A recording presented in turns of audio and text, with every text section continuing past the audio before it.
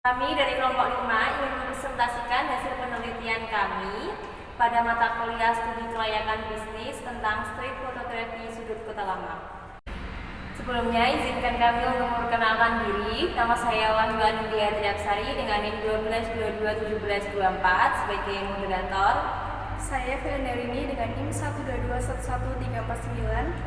Saya Rista Kalima Supriana dengan NIM 12221705. Saya Dina Ayu Rahma dengan NIM 1221734. Saya Nurul Bella Siska dengan NIM 122111350. Saya Hidayah Vidiana dengan NIM 122211728. Saya Angelina Kusmawadari dengan 12 Selamat malam Mbak, dengan Mbak siapa? Saya Kalita Elvina Fitriani. Saya di sini sebagai penanggung jawab dari adat profesional. Bisnis Mbak yang dijalankan tuh apa Mbak? Untuk yang di sini tuh dari Hero Kreatif itu ada beberapa bisnis Mbak. Untuk bisnis utamanya kita itu ada di jasa fotografer. Jadi untuk jasa fotografer ini nanti dibagi menjadi dua bisnis. Yang pertama ada di street photo, yang biasanya itu ada di sekitaran Marga, kemudian ada di sekitaran Pringsewu, sama satunya di sekitaran Distrik 22. Untuk yang street photo ini kita buka dari jam 4 sore sampai jam 10 malam, tapi khusus di weekend kita buka dari jam 10 pagi sampai jam 10 malam. Untuk street photo ini bisnisnya itu jadi sistemnya untuk fotografer kami itu nantinya berkeliling di jalanan di sekitaran kota lama, kemudian menawarkan jasa fotografer kepada customer. Untuk satu filenya itu 3.000 tanpa ada minimal pengambilan file. Tapi untuk yang bisnis keduanya itu ada di profesional adat. Untuk profesional adat ini sama kita menawarkan berbagai jasa fotografer mulai dari hunting biasa, kemudian pre-wed, wisuda, sampai pernikahan atau event-event lainnya. Hanya saja bedanya untuk di sini kita ada paketnya sendiri untuk setiap foto yang diminta, kayak wisuda kita ada harganya sendiri, kemudian pre-wed ada harganya sendiri. Di bisnis profesional juga kita menawarkan penyewaan busana baju adat sama beberapa busana casual seperti gaun atau jas. Kemudian untuk busana ini karena kita bisnis utamanya ada di fotografer, jadi untuk busana ini kita hanya sampingannya dalam artian kita tidak bisa menyewakan busana saja tanpa satu paket dengan fotografer. Nah ini kan unik ya Mbak, kayak pakai kebaya foto. Nah di sini tuh banyak sekali foto kebaya kayak gitu. Nah cara biar nggak apa kayak pesaing gitu gimana Mbak? Untuk cara bersaingnya kita selalu aktif Kak, mulai dari busananya, kemudian teknik-teknik fotonya, kemudian kita juga menyediakan indoor sama outdoor. Jadi untuk setiap customer kita biasanya menawarkan terlebih dahulu konsep foto yang dipingin itu seperti apa. Jadi nggak melulu konsepnya itu dari kita. Kalau begitu kan lebih bervariasi kalau dari customer gitu. Terus untuk busananya kita juga ada berbagai varian model adat Jawa, mulai dari yang klasik sama yang modern. Terus Mbaknya kok bisa kayak ada studio ini gimana? Awalnya gimana Mbak? Saya orang Jawa sih, Oh Mbak, gitu. bukan pemiliknya ya. Untuk studio ini tuh sebenarnya baru Mbak, dari mulainya tuh kalau nggak salah dari tahun kemarin kok. Jadi untuk awal usaha bisnis ini tuh sebenarnya dari street foto 3.000-an dulu. Berarti belum ada sewa kebaya gitu ya? Belum, kalau sewa kebaya sama foto indoor ini tuh sebenarnya baru mulai dari tahun kemarin. Kalau yang street foto ini udah dari tahun 2020. Dari tahun 2020 kemudian karena melihat pasar yang semakin ramai, terus kemudian kita juga ingin mengembangkan keterampilan keahliannya dari fotografer kita, karena kan beda ya Mbak, untuk skill yang di street foto sama skill yang di indoor dan profesional ini kan beda. Jadi karena ingin meningkatkan juga mensupport semua yang dari fotografer kita, jadinya kita Terus kok bisa dinamain sudut kota lama tuh gimana Mbak?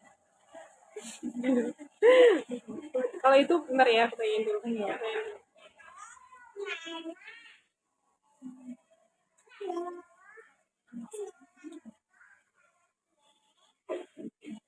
Terus banyak kan ini penanggung jawab gitu. Terus strategi pemasarannya gimana? Untuk strategi pemasaran kita melalui beberapa Kak. Yang pertama kita pasti ada tim sendiri untuk konten kreator karena nggak mungkin zaman sekarang kita nggak promosi lewat sosial media. Untuk konten kreator ini kita biasanya untuk konsep kontennya kita ambil dari beberapa BTS dari customer sendiri hasil fotonya. Jadi untuk hasil di tujuannya supaya masyarakat yang di luar sana itu yang belum tahu hasilnya jadi tahu kalau ternyata emang konsepnya kayak gini loh, kalau fotonya kayak gini nanti hasilnya kayak gini. Terus yang kedua dari konten-konten itu kita juga itu melakukan iklan di Instagram, kemudian kita juga selalu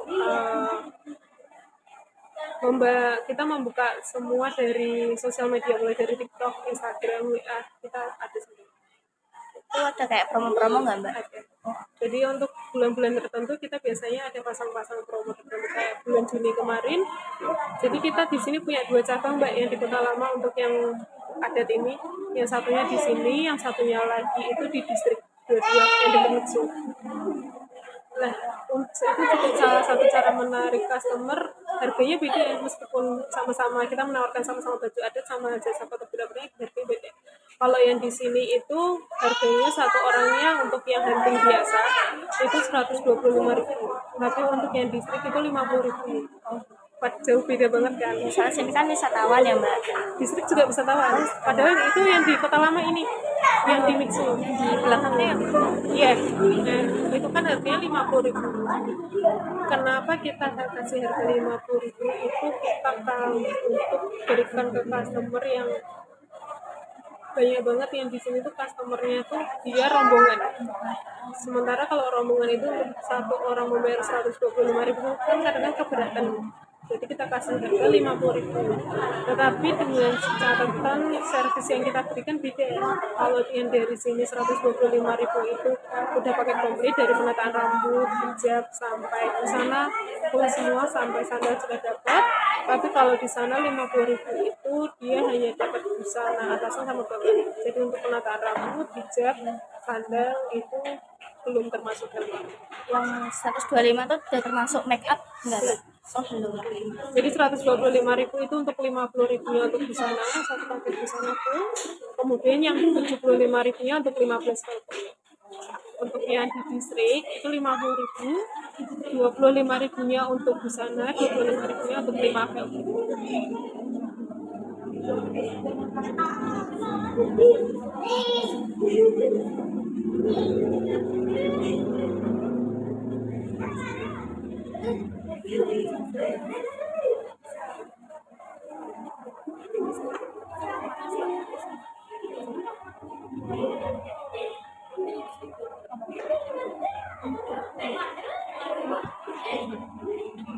Kalau buat pendapatan perharinya kadang berapa Mbak? Untuk Apa rata-ratanya kalau yang di street photo? untuk yang street foto untuk hari biasa itu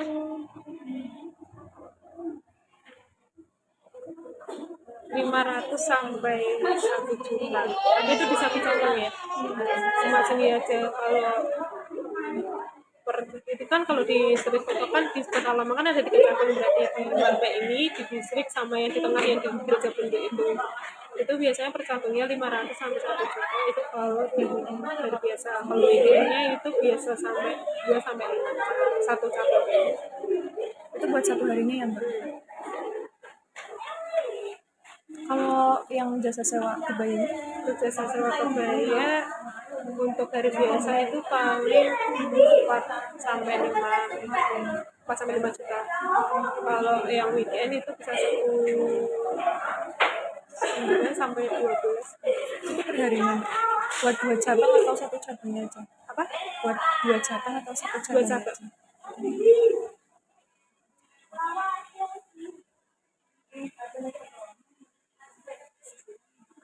aja?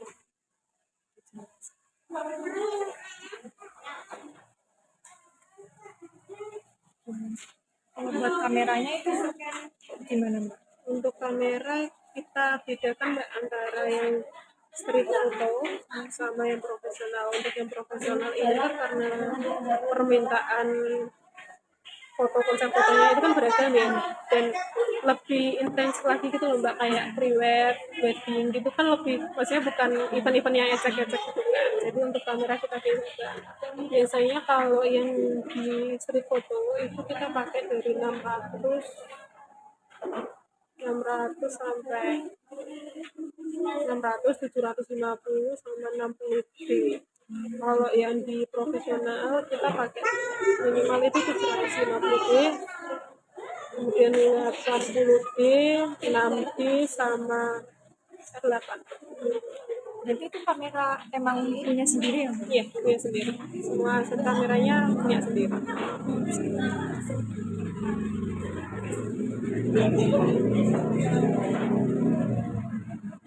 Kalau buat pengelolaan keuangan itu ada bagiannya sendiri Ada sebagian sendiri. Untuk kebetulan untuk owner kami itu bisnis ini itu udah berkembang di beberapa daerah Mbak. Ada di Semarang, kemudian Tawangmangu, kemudian Cirebon. Kota Lama merupakan sebuah kawasan cagar budaya di mana terdapat gedung-gedung tua dan bersejarah peninggalan Hindia Belanda yang saat ini usianya ratusan tahun. Kota Lama juga menjadi sebuah ikonik kota Semarang yang dimana kawasannya menjadi tempat wisata warga lokal hingga mancanegara. Jika tidak lengkap, jika kita berkunjung ke sana tidak mengabadikan momen-momen berharga kalian. Maka dari itu, Sudut Kota Lama hadir untuk membantu mengabadikan momen-momen wisatawan lokal hingga mancanegara untuk berfoto dengan budget yang minimalis.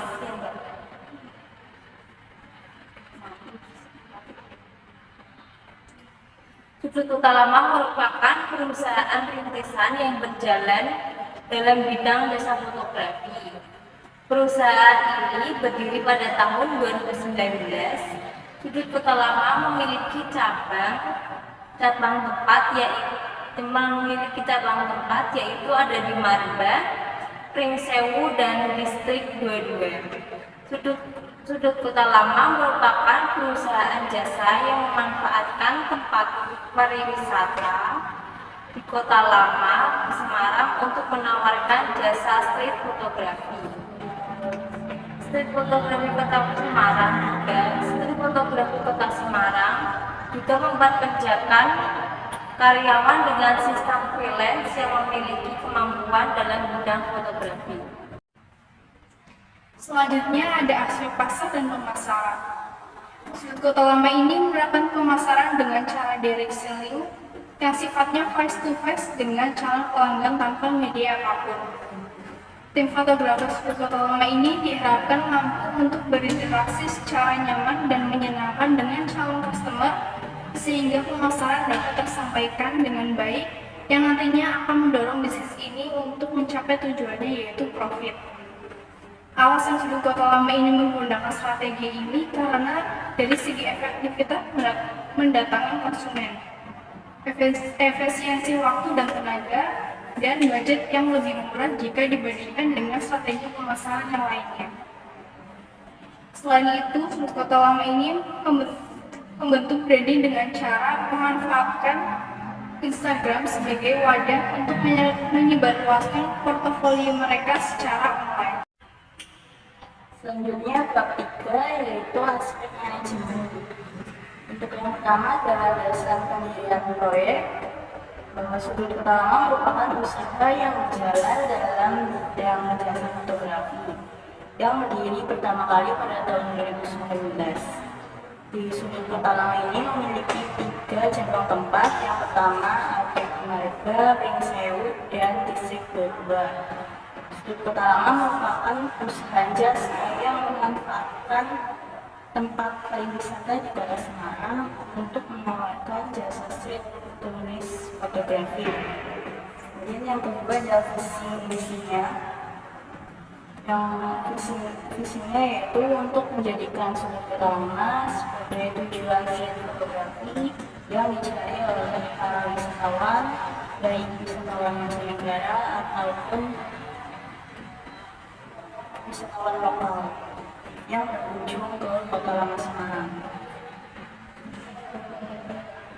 Dan kemudian misinya yang pertama untuk memberikan pelayanan yang maksimal dengan harga yang cukup terjangkau, dan untuk meningkatkan pelayanan secara berkala, kemudian untuk membangun dan memperkuat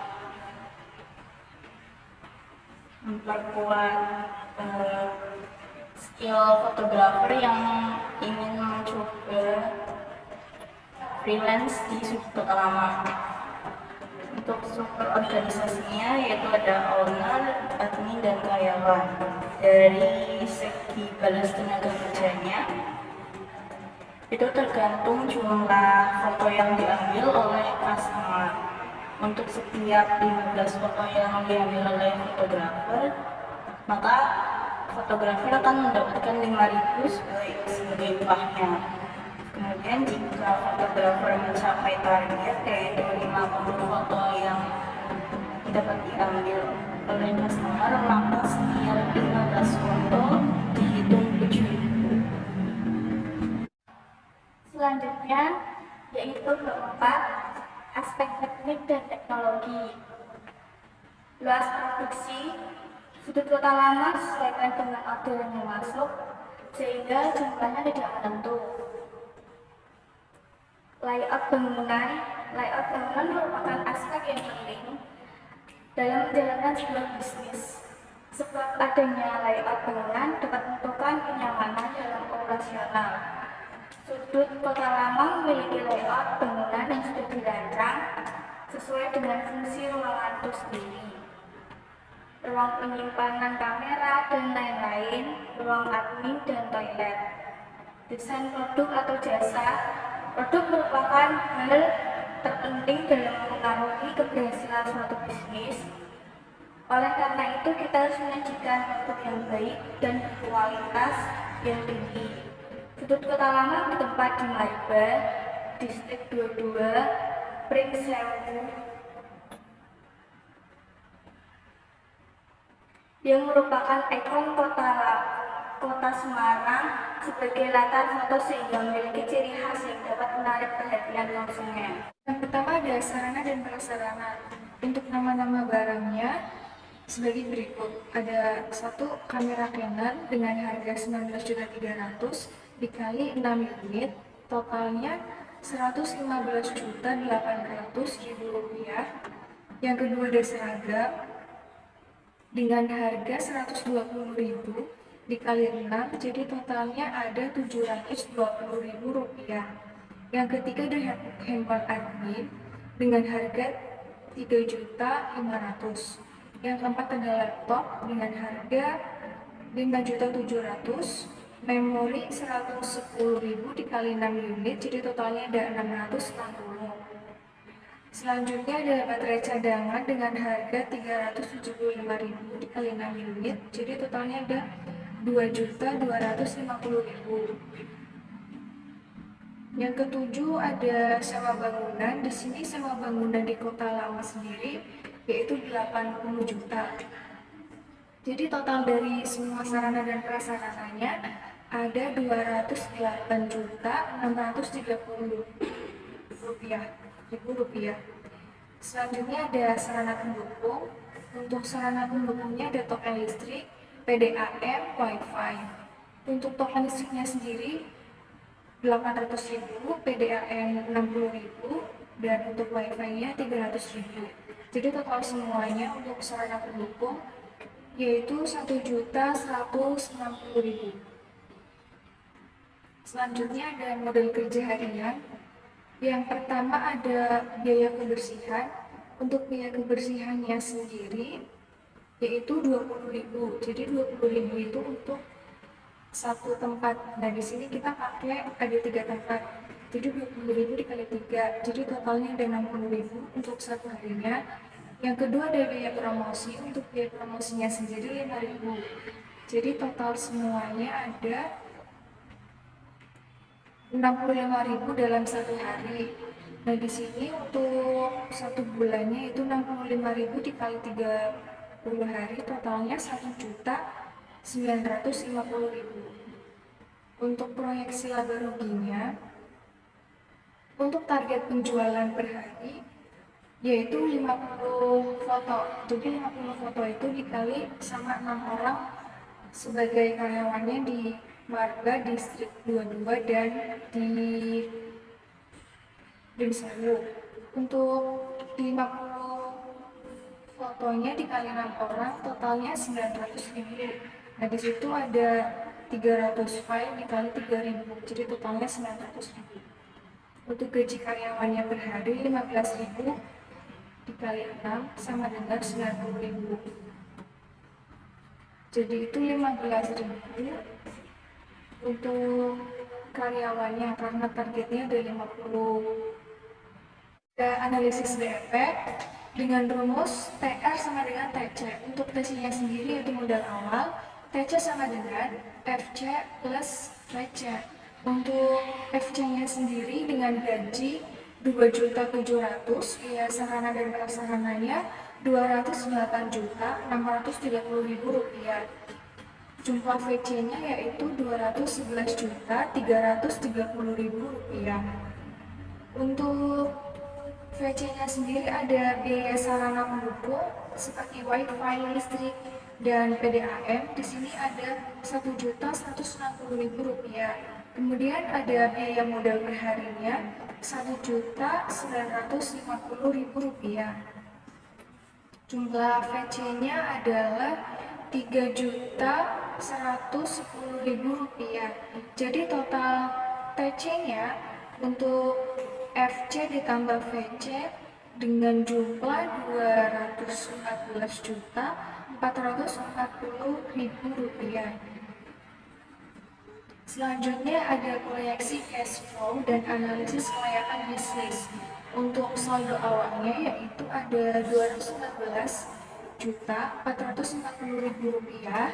Untuk arus kas keluar ada biaya pengeluaran dengan total 3.110.000 rupiah. Biaya pengeluaran lainnya 211.330.000 rupiah dengan total pengeluaran 214.440.000 rupiah. Untuk arus kas masuknya, di sini ada penjualan dengan totalnya 27 juta. Untuk penerimaan piutangnya nggak ada. Kemudian penarikan kredit tidak ada. Untuk total pemasukannya 27 juta rupiah. Untuk saldo akhirnya yaitu 27 juta rupiah. Analisis kelayakan bisnis yang pertama yaitu payback period. Payback period adalah periode pengembalian modal dengan rumus investasi awal dibagi dengan arus kas rata-rata dengan jumlah 19.514.040 dibagi 174.649.440 dengan hasil 1,3. Jadi payback periodnya yaitu 1 tahun 1,5 3 bulan. Yang kedua yaitu NPV, Net Present Value. NPV adalah selisih nilai sekarang arus kas masuk dan keluar selama periode waktu tertentu dengan rumus PVCIF dikurangi PVCOF dengan hasil 369.575.400 dikurangi 214.440.000. Jadi hasilnya 155.135.400. Jadi NPV-nya 155.135.400. Yang selanjutnya yang ketiga yaitu Profitability Index adalah rasio antar nilai sekarang dari arus kas masa depan yang diharapkan pada proyek dengan investasi awal yang diperlukan. Dengan rumus PI sama dengan present value dibagi initial investment dikali 100%. Dengan hasil 369.575.400 dibagi 214.440.400 dikali 100%. Jadi hasilnya 1,72%. Jadi PI lebih dari 1 artinya investasi layak diterima. Yang keempat yaitu IRR, Internal Rate of Return, adalah perhitungan yang digunakan untuk memperkirakan profitabilitas investasi potensial. Dengan rumus IRR sama dengan R1 NPV pangkat 1 dibagi NPV 1 dikurangi NPV 2 dikali R2 kurangi R1 dengan memperoleh R1 yaitu 10%, R2 15%. Jadi 10% ditambah 155.135.400 dibagi 20.896.760 dikali 5% dengan hasil 1,371%. Jadi IRR-nya 1,371%. Selanjutnya pada aspek lingkungan, pada lingkungan ekonomi berdampak bagi lingkungan sekitar seperti lowongan pekerjaan untuk masyarakat setempat dan mahasiswa yang ingin mencoba freelance. Hal ini pada lingkungan sosial dan budaya berdampak karena banyak pengunjung yang datang bukan hanya masyarakat setempat, melainkan masyarakat atau wisatawan mancanegara, sehingga sudut kota lama dapat meningkatkan eksistensinya sebagai jasa street photographer. Hal ini pada lingkungan politik dan AMDA tidak berdampak. Hal ini pada aspek hukumnya, untuk kegiatan usaha di sudut kota lama merupakan usaha perseorangan. Sudut kota lama dijalankan oleh beberapa orang, namun dari pihak sudut kota lama tidak memberi informasi terkait usahanya, sehingga kami kekurangan informasi tersebut.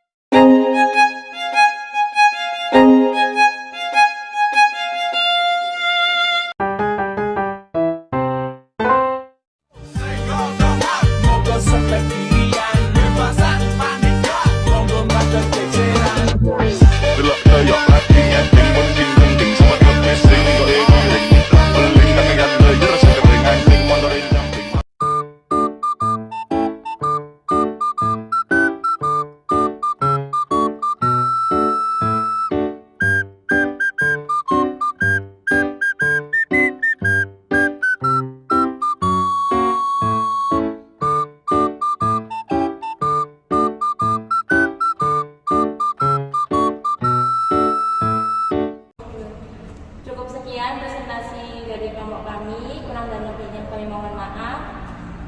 Wassalamualaikum warahmatullahi wabarakatuh.